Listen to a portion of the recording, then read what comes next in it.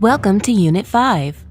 In the previous unit on the Greek world, you learned about the Mediterranean world and the ways in which the Greek-speaking people from mainland Greece had influenced its history.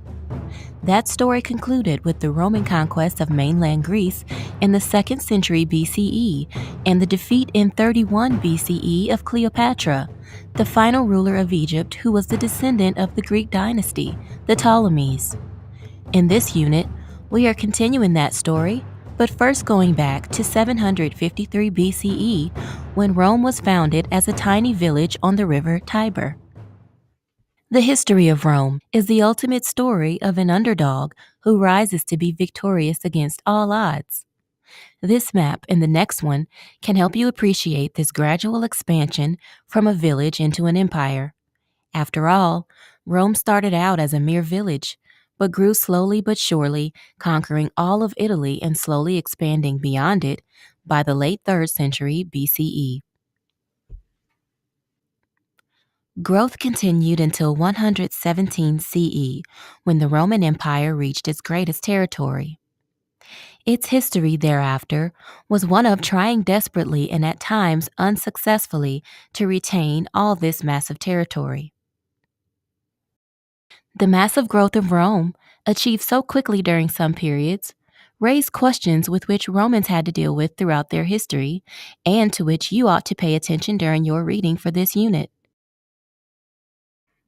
The conquerors changed as the direct result of their conquests, and nowhere is this as clear as in the history of Christianity in the context of the Roman world.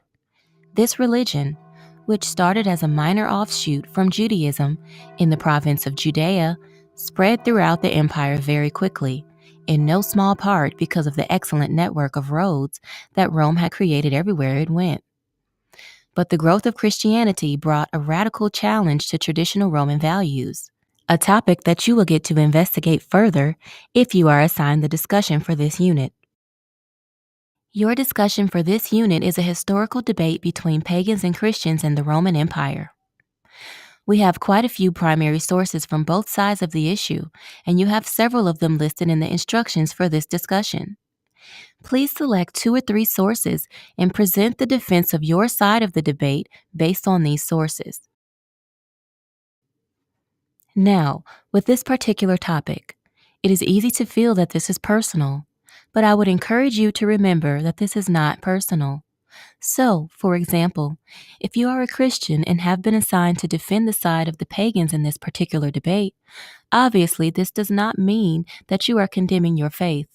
Rather, treat this as an opportunity to learn about the kinds of arguments against them that Christians had to deal with in the early centuries of Christianity.